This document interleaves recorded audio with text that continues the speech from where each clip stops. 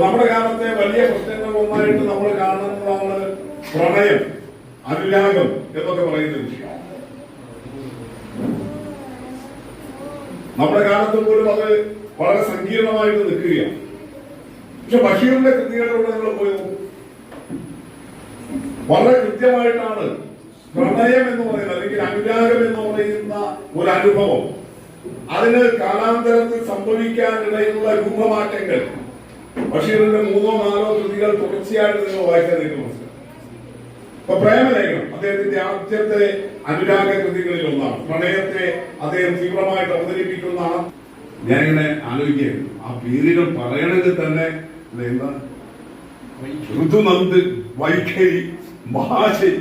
ഞാൻ ആ പേരിട്ട ആളുകളെ ഒന്നും കുറ്റം പറയല്ലോ. നമ്മളെ പേരുകളുടെ ഒരു കാഠിന്യം നമ്മൾ നോക്കുക. ഇങ്ങനെ തന്നെ പേര് ശീലിക്കുന്ന ന്യൂ ജനറേഷന്റെ മുമ്പിൽ സാറാമ്മയും കേശവൻ നായരും തമ്മിലുള്ള ലവ് എന്ന് പറഞ്ഞാൽ ഇതേതോ തൊണ്ടനും തൊണ്ടിയും തമ്മിലുള്ള പ്രേമാന്നെ അവർ ധരിക്കും. പക്ഷെ സാറാമ്മയും കേശവൻ നായരും പക്ഷെ രണ്ടാളും 2 വിഭാഗത്തിൽ നിന്നാണ്.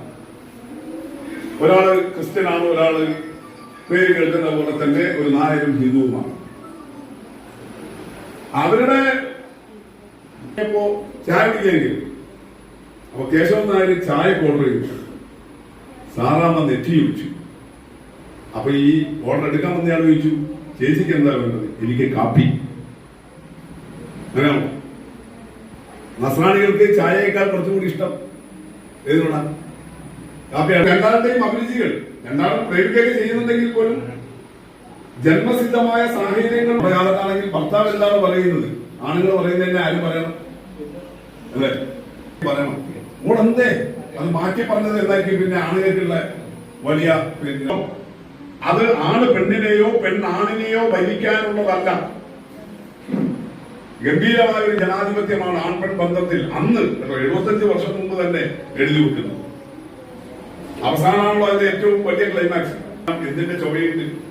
ഒരു അച്ചായത്തി ചൊവ്വയുണ്ട്. അപ്പൊ ചുടിച്ചുകൊണ്ട് സാറാൻ ഓർമ്മ ചേട്ടൻ പറഞ്ഞു. കേശവൻ നായർ പറഞ്ഞ പേരൊന്നും ആർക്കും ഇഷ്ടപ്പെട്ടില്ല, സാറാമയ്ക്കും ഇഷ്ടപ്പെട്ടില്ല. കാരണം കേശവൻ നായർ പറഞ്ഞ പേരിനെല്ലാം എന്നിട്ട് ഒരു നായർ ചൊവ്വയുണ്ട്. വിവിധ മതങ്ങളുടെ പ്രതിനിധികളെ ഒരുമിച്ച് കൂട്ടിയിട്ടുള്ള സമ്മേളനം. എല്ലാ മതങ്ങളുടെയും ആചാര്യന്മാർ, പണ്ഡിതന്മാർ പ്രസംഗിച്ചു കഴിഞ്ഞ ശേഷം നാരായണ ഗുരു, ആ യോഗത്തിന്റെ അധ്യക്ഷൻ അദ്ദേഹമാണ്. അദ്ദേഹം ചോദിക്കുന്നത്, നിങ്ങൾക്ക് എന്ത് മനസ്സിലായി? ഇവിടെ 6 മതങ്ങളുടെ വലിയ പണ്ഡിതന്മാർ സംസാരിച്ചല്ലോ. എന്നിട്ട് ഉത്തരവ് അദ്ദേഹം തന്നെ പറയും, എനിക്കൊരു കാര്യം മനസ്സിലായി, എല്ലാ മതങ്ങളുടെയും സ്ഥാനം ഏകമാണ്, ഒന്നാണ് എന്നുള്ളത്. എന്നിട്ടാണ് അദ്ദേഹം ഒരു ജാതി, ഒരു മതം, ഒരു ദൈവം മനുഷ്യന് എന്നുള്ള വലിയ നിലപാട് പ്രഖ്യാപിച്ചത്. അതുകൊണ്ട് ഈ ഒന്നും കൂട്ടിയാൽ ഇമ്മണി വലിയ ഒന്നാണ് എന്നുള്ള ബഷീറിന്റെ ഈ മജീദിനെ